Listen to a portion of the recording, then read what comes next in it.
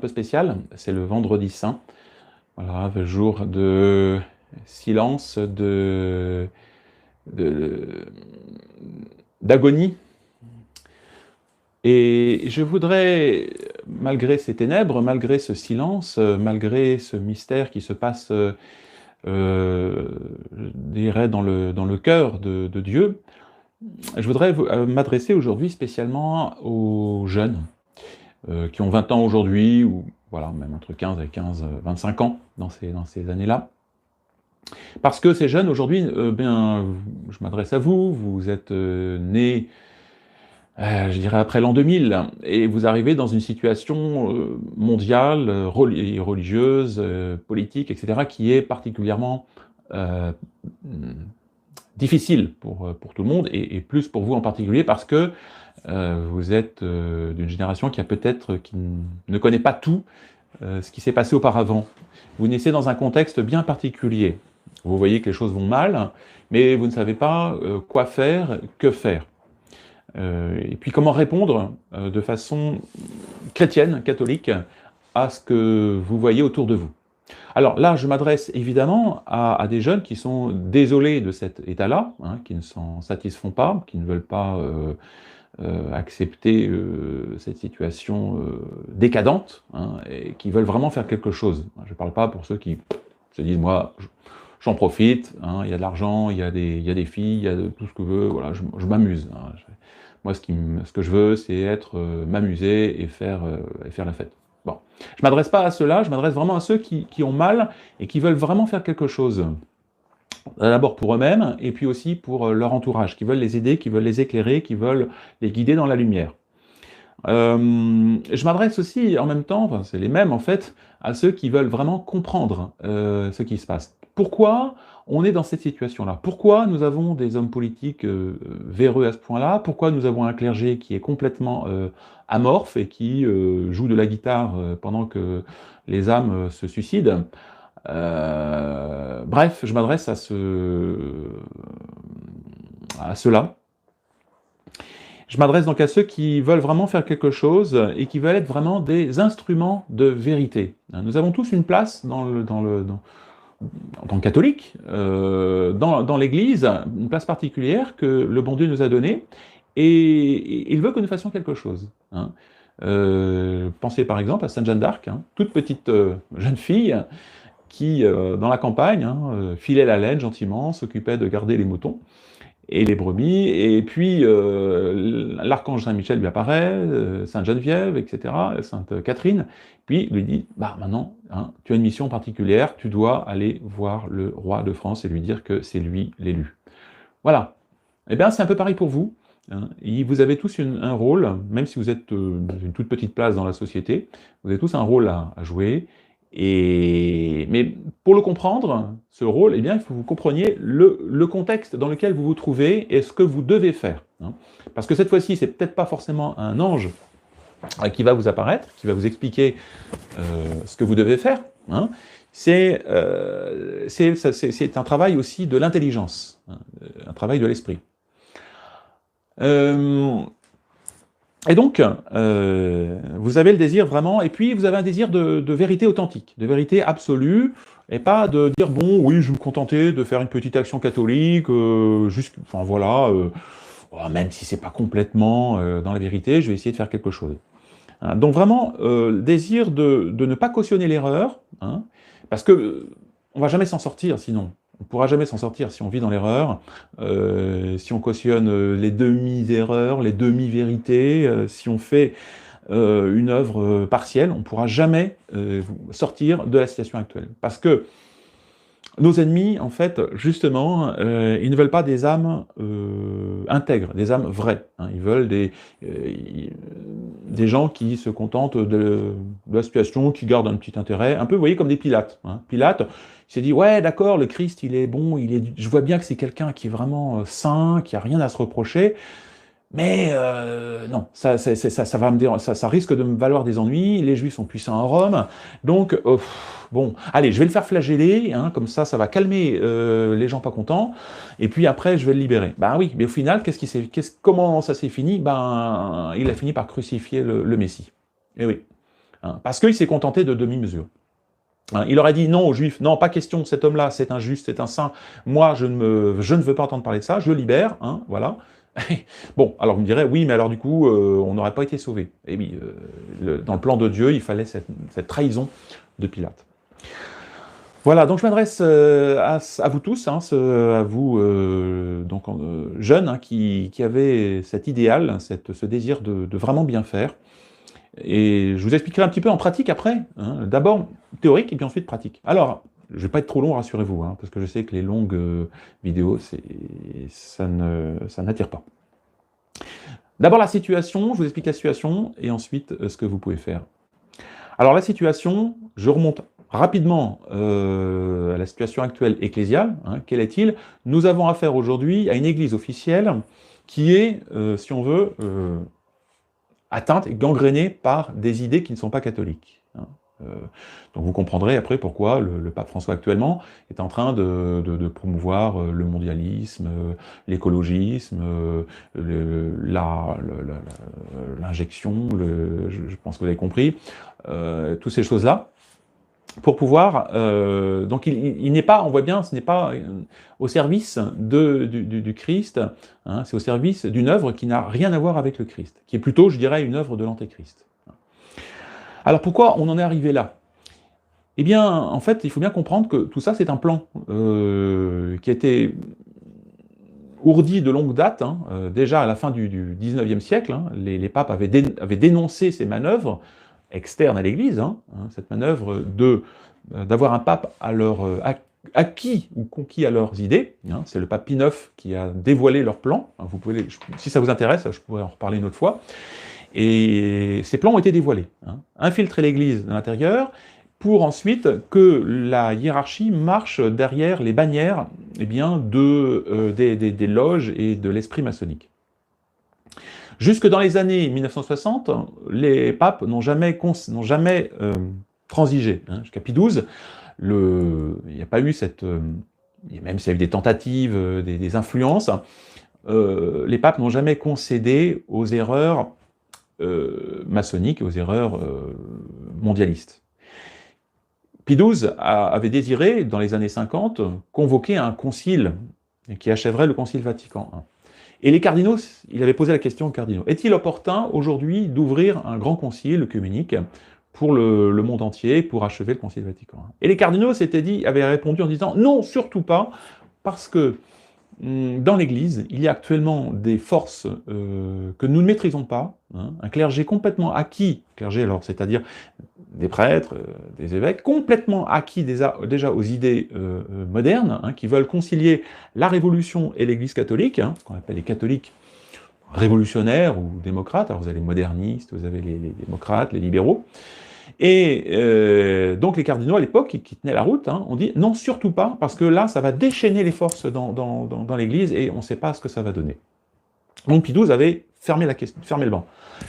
Et puis arrive Jean XXIII. Jean XXIII, un pape bien mystérieux, qui a donc décidé, dit-il, par une inspiration, vers laquelle on se demande d'où ça vient, d'ouvrir un concile œcuménique, voilà.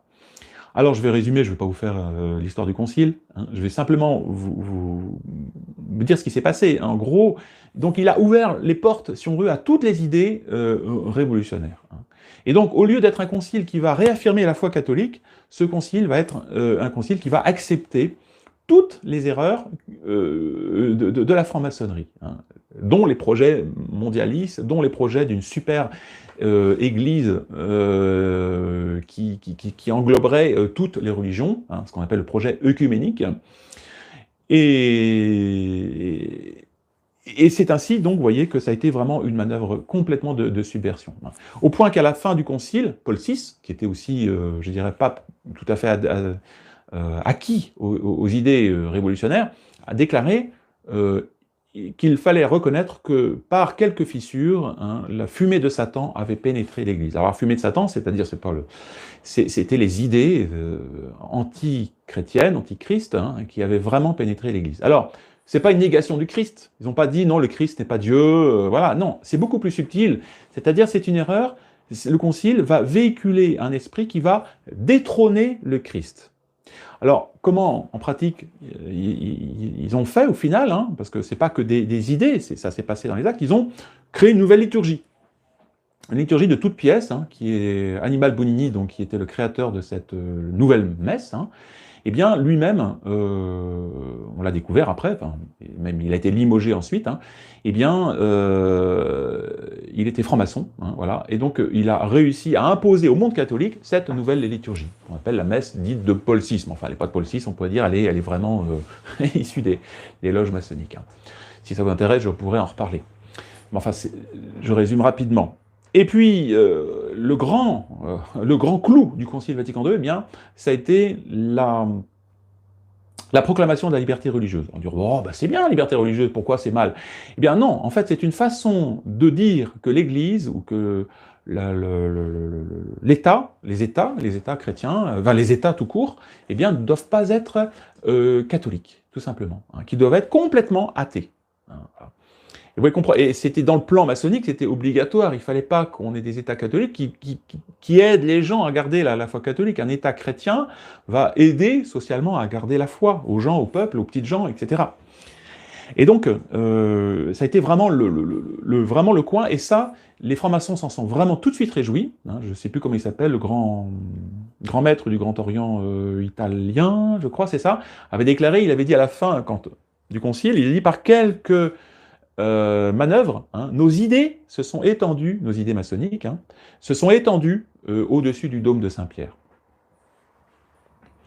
Et puis surtout, voilà, l'idée que les autres religions pouvaient être des vecteurs de salut, et donc il fallait respecter, et donc il fallait se réunir, il fallait s'entendre, il fallait se regrouper pour créer une sorte de religion mondiale.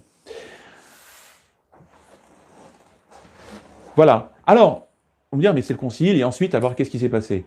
Bien ensuite, les papes ont continué cette œuvre conciliaire. Ils n'ont jamais cessé d'œuvrer dans le sens du concile. Ils ont voulu, je dirais, pétrifier l'esprit conciliaire au point que, aujourd'hui, bien, il a envahi toute l'Église, complètement. Hein. Alors on me dit, mais Jean-Paul II, quand même, était un peu conservateur. Alors, je dis, moi aussi, oui, bon, en tant que prêtre, avant j'étais laïque, voilà, et j'étais dans le monde, et j'étais dans l'Église officielle. Et puis, je me souviens, j'étais très enthousiaste de Jean-Paul II, je suis même allé faire un pèlerinage à Czestochowa, les JMJ, oui, c'est super, il y a du monde, il y a des jeunes, etc. Ouais. Peut-être, hein, il y avait un certain enthousiasme, sauf que tous ces papes, Jean-Paul II en tête, hein, ont continué avec leur charisme. Jean-Paul II, un charisme d'homme de théâtre, homme de communication très fort, hein, très bon, et puis bel homme, présentant bien, etc. Et donc ils ont continué à promouvoir, mais vraiment plus que ça, à structurer le concile. Voilà. Et en particulier, Jean-Paul II, ce qu'il a fait, hein, donc la nouvelle messe a été promulguée, il a promulgué ce qu'on appelle le nouveau code de droit canon, un code révolutionnaire, pour vraiment asseoir toute cette législation issue du concile, ou l'esprit issu du concile. Arrive Benoît XVI, que beaucoup font passer pour un conservateur. En fait, Benoît XVI est peut-être conservateur, peut-être il aime bien le latin, l'encens, les belles cérémonies, etc. Hein, mais ça, ce n'est pas tout. Hein. Le concile est avant tout un concile qui véhicule une idéologie, et Benoît XVI la partage complètement. Hein. Et il est très intelligent, c'est un grand théologien, un grand penseur, si on veut, et il est complètement... alors, il voit bien que les choses vont mal, hein, il le déplore, quand il a été, juste avant d'être élu pape, j'ai plus les dates en tête, il avait fait un chemin de croix connu, hein, il avait déclaré en disant que l'Église était un bateau qui prenait le haut de toutes parts, qui était en train de chavirer. Il voyait bien que les choses n'allaient pas, qu'il y avait un clergé corrompu, qu'il y avait des idées révolutionnaires extrêmes dans le clergé, qu'il y avait un laisser-aller, que toute la discipline était en train de disparaître, que les États étaient de plus en plus indifférents, voilà.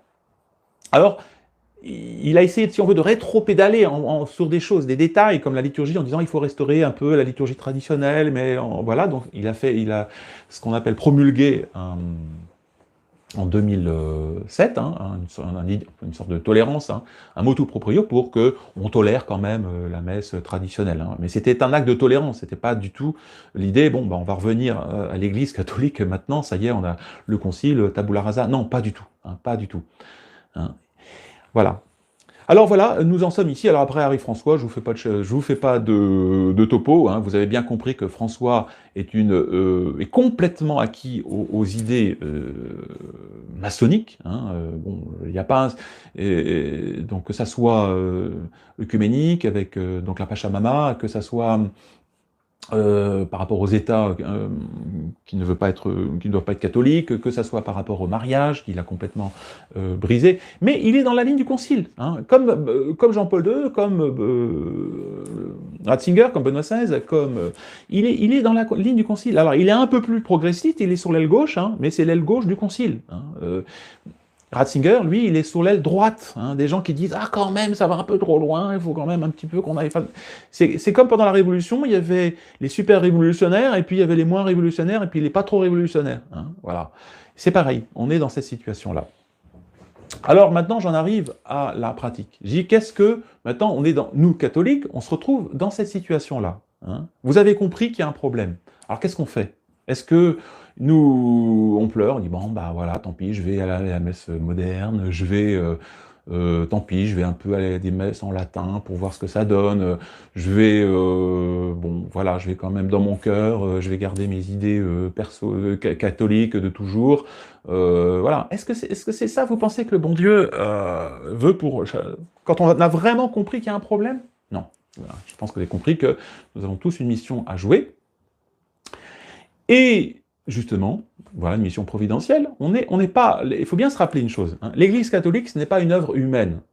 Là, ce qui s'est passé, c'est qu'on a une infiltration d'ennemis qui agissent puissamment parce qu'ils ont en face d'eux des gens qui ne sont pas conscients de leur mission. Et donc, qu'est-ce qu'il faut faire? Eh bien, il faut se rappeler que nous avons été choisis par le bon Dieu pour continuer à rester dans la vérité. Alors, nous ne sommes pas seuls. Je pense que la force de l'adversaire, c'est de dire « Ah mais non, mais toi, tu as des idées traditionnelles, tu veux... Voilà, mais t'es tout seul, aujourd'hui, le monde entier est acquis aux idées modernes. » Pas du tout. Je peux vous dire en tant que prêtre que les gens sont dégoûtés par cet état de fait, cet état de choses. Ils ne veulent plus de ça, ils sentent bien. Enfin, je parle des bons catholiques. Donc on n'est pas seul. Voilà. Alors, il faut se rappeler justement une petite... c'est quelque chose de théologique, ce que l'Église donc est divine et qu'elle ne périra jamais. C'est-à-dire qu'il y aura toujours suffisamment d'autorité hiérarchique, il y aura suffisamment d'évêques, de prêtres, et même de gens laïques, suffisamment pour pouvoir nous sanctifier, pour pouvoir réagir, pour pouvoir vivre de façon catholique. Le bon Dieu veut nous sauver à travers son Église. Il a dit, le Christ a dit à Pierre, tu es Pierre, et sur cette pierre je bâtirai mon Église, et les portes de l'enfer ne prévaudront pas contre elle. Jusqu'à la fin des temps, l'Église, dans sa pureté, comme corps mystique du Christ, se maintiendra. Et c'est ce qui s'est passé avec le Concile Vatican II. Est-ce que le bon Dieu nous a laissés tout seuls comme ça, en disant, voilà, maintenant je suis tout seul? Non. Il a permis que quelques évêques réagissent pendant le Concile. Alors, ce qui est très mystérieux, évidemment, c'est cette chute de la plupart des évêques. Là, il y a eu un effondrement. On se dit, mais qu'est-ce qui se passe? Voilà. Bon, mais il y en a eu une grande majorité. Alors, pendant le Concile Vatican II, il y avait ce qu'on appelle un cetus. C'est un groupe d'évêques, ils étaient plusieurs centaines, à se réunir régulièrement pour faire pression, pour essayer de réagir à ces idées subversives qui mététraient le Concile. Malheureusement, tous ces évêques, ensuite, ont lâché. Ils ont dit, tant pis, c'est plus fort que nous, voilà. Il y en a quand même quelques-uns après qui ont continué, dont Monseigneur Lefebvre. Je pense que vous le connaissez, vous avez entendu parler de lui, alors évidemment, c'est le grand méchant, vous voyez, c'est... Alors, qu'est-ce qu'a fait Monseigneur Lefebvre? Il a simplement voulu continuer ce que lui avait toujours reçu. Alors, et comme évêque, mais il pouvait le faire. il a continué à faire, donc à prêcher la foi catholique, comme évêque, hein, comme autorité catholique, hein, il a le droit et le devoir même de le faire, hein, et il a condamné toutes ses erreurs. Donc relisez, justement, c'est intéressant, relisez tout ce que Monseigneur Lefebvre a dit. Hein. Il a écrit des ouvrages comme Lettres ouvertes aux catholiques perplexes, et à l'époque, ça avait fait grand bruit. Hein. Évidemment, je vous parle à vous jeunes qui êtes nés après l'an 2000, alors évidemment, Monseigneur Lefebvre, pour vous, c'est pratiquement le Moyen-Âge. Et donc, il a vraiment réagi très courageusement, sans jamais céder à l'erreur. Hein. Il a été très très fort. Le même très fort, même par rapport aux journalistes, même par rapport il est allé à Rome plusieurs fois pour rappeler la doctrine. Et alors, il faisait peur d'ailleurs, parce qu'il était très imposant. Et voilà. Alors, ce qui s'est passé, évidemment, les modernistes ne pouvaient plus le supporter. Alors, qu'est-ce qu'ils ont fait? Eh bien, ils l'ont progressivement, ils l'ont marginalisé. Hein, voilà. Ils l'ont condamné, hein, ils l'ont dit voilà, donc, parce que lui-même avait fait monter un séminaire dans les années 70 à Écône, hein, où il s'est dit ben, il faut bien continuer l'Église, pour continuer l'Église, il faut des prêtres. Et donc il a ouvert un séminaire à la demande de séminaristes qui voulaient de l'aide, et puis en ouvrant ce séminaire, évidemment, les évêques progressistes ont dit « Ah, mais c'est affreux, la tradition va continuer. » Voilà, la maçonnerie était... Évidemment, on ne pouvait pas laisser faire des choses pareilles. Et donc, voilà, il était condamné. Malgré ces condamnations, il a été très courageux, donc il a continué son œuvre. Il a... Voilà. Et puis arrive 88, il sent sa fin arriver, et donc il se décide, lui, à... il s'est dit, ben oui, mais des prêtres, pour avoir des prêtres, il faut des évêques. S'il n'y a pas d'évêques, on ne peut plus avoir de prêtres, parce que c'est les évêques qui font les prêtres. C'est les évêques qui doivent prêcher la doctrine. Et donc, il a décidé, il a dit à Rome, ben voilà, hein, la tradition doit continuer, l'Église doit continuer, et donc je vais sacrer des évêques. Voilà. Et évidemment, là encore, les mondialistes, les maçonneries ne pouvaient pas accepter des choses pareilles, et donc il a été condamné par Rome à l'époque. Hein. Voilà. Et alors les médias ont utilisé, voyez un évêque rebelle, voyez un évêque qui se révolte contre le pape, hein. Mais pas du tout. Hein. Lui, l'idée de l'archevêque, hein, c'était de continuer tout simplement hein, l'œuvre de l'Église, hein, voilà, malgré les attaques, malgré les adversaires. 1988, et il est mort en 1991. Voilà, donc il nous a légué hein, cet héritage, quelque chose de concret, vous voyez, quelque chose de vraiment réel, hein, pas que vous voyez, pas qu'il n'a pas dit, tiens, bon, je proclame la foi, je dis la foi, il a fait une œuvre réelle, voilà, qui a permis, eh bien, aux familles catholiques de se regrouper autour de prêtres, qui a permis de constituer des bastions. Alors on me dira, bah, alors c'est parfait, donc les choses sont idéales, parfaites. Oui, mais évidemment, c'est sans compter encore sur la malice de l'enfer. Hein. Évidemment, pensez bien que l'enfer n'allait pas laisser cette œuvre prospérer et grandir. Hein. Donc moi-même, je suis rentré dans cette œuvre, je suis devenu prêtre en 2001, et magnifique, c'était vraiment extraordinaire et tout ça. Sauf que, progressivement, on nous a demandé, eh bien, de nous taire, de ne plus trop parler, des rapports qu'on devait avoir avec les modernistes, et du fait qu'il fallait les condamner. Hein. On s'est dit, tiens, c'est bizarre, qu'est-ce qui se passe? Pourquoi on nous demande de nous taire? Pourquoi on nous demande de ne pas parler des rapports avec Rome, voilà. On nous disait, non, non, c'est simplement le super général qui doit parler de ces choses-là, vous n'avez pas compétence. On dit, bah quand même, on est quand même prêtre, il y avait des évêques dans cette œuvre, on s'est dit, mais quand même, pourquoi on doit commencer à se taire, vous voyez? Puisque notre mission, justement, c'était à la fois de dire la vérité catholique aux hommes, et puis de dénoncer l'erreur. Et puis, on arrive en 2012. Voilà. C'est-à-dire il y a aujourd'hui 10 ans. Pour ça, je vous en parle aujourd'hui, 10 ans. Hein. C'est un élément très important dans l'histoire de l'Église. Hein. C'est pas anecdotique, on dira, oh, oui, bon, ça c'est des histoires marginales. Pas du tout. Hein. Parce que c'était, on pourrait dire, le bastion de la foi catholique. Hein. C'était ce qui restait de catholique. Hein. Ce qui permettait aux catholiques de vraiment de rester dans la foi, dans la vérité. Et on arrive en 2012, en avril 2012, le 14 avril 2012. On reçoit un communiqué absolument incroyable en nous disant les choses ont changé désormais. Nous allons commencer à envisager des rapports pratiques, étroits, avec les autorités romaines. Imaginez pour nous le cataclysme hein, dans nos milieux. Ça a été vraiment, comment dire, un coup d'épée dans le dos, hein, une trahison incroyable. Monseigneur Lefebvre avait dit les choses. Il avait dit, vous, comment dire, vous continuez à persévérer voilà, dans cette proclamation de la vérité catholique, de la tradition, et il avait dit aux 4 évêques, qu'il avait sacrés en 88, il dit, vous remettrez votre épiscopat entre les mains d'un pape redevenu parfaitement catholique. Voilà. C'était le testament. Hein. Il fallait attendre. Attendez. Un jour, Rome redeviendra catholique. Ne vous inquiétez pas. Mais vous, votre mission, pour l'instant, c'est d'attendre. Hein. Vous attendez qu'on ait de nouveau un pape catholique. Et là, on nous dit, à l'époque, c'était Benoît XVI, hein, qui était, bon, pourtant, je veux dire, acquis aux idées du Concile, et on nous dit, maintenant, ça y est, on va remettre votre œuvre, on va remettre tout votre apostolat, on va remettre tout ce que vous faites entre les mains de cette Rome qui est en train de trahir. Ouais. Vous voyez la gravité des événements. Alors, qu'est-ce que nous avons fait, ceux qui avaient compris qu'il y avait quelque chose d'excessivement diabolique qui était en train de se passer? Eh bien, nous avons réagi. Simplement, on a dit non, on peut pas, c'est pas possible, il faut attendre encore, c'est pas l'heure. L'heure est pour l'instant est à la maintenance. Il faut maintenir hein, on attend que voilà.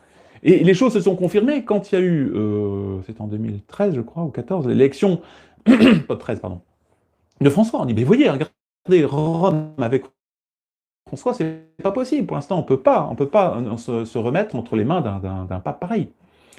Et on nous a dit, si, on va continuer. Voilà. Et de fait, c'est ce qui s'est passé. Hein. Les manœuvres ont continué. La Fraternité Saint-Pédise a continué ses rapports avec Rome en disant, bah, désormais, les sacrements, la confession, le mariage, ça c'est un peu plus tard, on va confier tout ça aux autorités romaines. Et comme ça, on va faire ça ensemble. Vous voyez, ça, on ne va pas être condamné par Rome. Hein. Voilà, alors l'argument, c'était de dire, ah oui, mais Rome, c'est Rome. Oui, mais là, le problème, c'est que ce n'était pas Rome, c'était les modernistes à Rome. C'est pas pareil. Voilà, alors, maintenant, bah, vous êtes là. Nous sommes en 2022, et qu'est-ce qu'on doit faire? Ben là encore, vous voyez, la Providence veille. Hein. Monseigneur Lefebvre avait sacré parmi les 4 évêques un évêque extraordinaire, un évêque qui s'appelait Monseigneur Richard Williamson. Alors, oula, quand je donne ce nom-là, les gens disent, oulala, c'est un dur de dur. Non, tout simplement, c'est un évêque qui continue à proclamer la foi catholique, qui continue à dire les choses clairement, la vérité. Hein, il publie toutes les semaines des documents. Voilà. Et donc, Monseigneur Williamson a dit, non, pas question. Nous, en tant qu'évêque, je ne peux pas accepter cette trahison. Et nous l'avons suivi. Tout simplement. Alors évidemment, nous avons été sanctionnés, nous avons tout perdu, parce que tout notre travail a été anéanti, hein, on s'est retrouvés dans la rue, sans assurance, rien, plus rien du tout. Hein. Voilà. Mais ce qui compte pour nous, vous voyez, évêques, prêtres, catholiques, c'est de continuer dans la vérité entière. Hein, voilà, de pas... et le bon Dieu, ensuite, veille sur nous. Hein, il veille sur ceux qui se donnent à lui et ne veulent pas se compromettre dans l'erreur. Alors certains, malheureusement, sont restés dans la Fraternité Saint-Pédis, hein, voilà, n'ont pas voulu nous rejoindre en disant « oui, mais quand même, peut-être qu'on peut continuer malgré tout, malgré le fait qu'on puisse plus marier comme avant, qu'on puisse plus confesser comme avant, qu'on puisse... Mais quand même, on va essayer de continuer, ce qu'on appelle les résistants de l'intérieur. Hein, voilà. Malheureusement, progressivement, on se rend compte que ceux-là hein, eh bien, sont de plus en plus contaminés, et on l'a vu pendant la crise sanitaire, eh bien, on a vu qu'ils se sont complètement effondrés. Hein, voilà.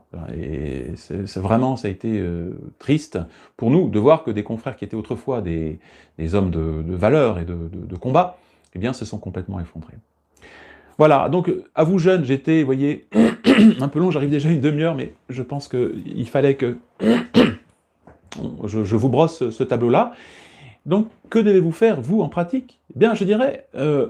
bon, d'abord, rester authentiquement catholique, continuer à professer la foi catholique, et il y a des groupes de jeunes, vous voyez, qui nous suivent. Hein, je pense en particulier aux Amis du Sacré-Cœur. Hein, c'est un groupe de jeunes de 16 à 25 ans, hein, qui, justement, essaient de faire de l'apostolat, et fait de l'apostolat, n'est-ce pas? continue à proclamer la foi catholique de façon complète hein, aux autres jeunes. Voilà. Et puis, bien, restructurer, refaire des petits bastions hein, familiaux, des centres de messe, hein. Pas très nombreux pour le moment, mais je dirais, les apôtres n'étaient que 12. Hein. Et puis même Monseigneur Lefebvre, quand il a commencé son œuvre, la Fraternité Saint-Pédis, hein, il a commencé donc en Suisse, hein, et bien ils tenaient dans une 2 chevaux. Donc vous voyez, il ne faut pas s'inquiéter. Voilà. Les œuvres catholiques commencent toujours dans la douleur, dans la souffrance. Hein. Ce que je veux dire par là, vous voyez, c'est qu'il ne faut pas désespérer. Hein. Vous voulez vraiment faire œuvre catholique, vous aurez toujours une issue. Hein. Il n'y a pas de, vous allez pas, vous n'êtes pas obligé de vous retrouver dans des demi-impasses ou dans des demi-œuvres ou des choses qui sont équivoques. Non, vous pouvez vraiment faire quelque chose d'intégralement catholique. Voilà.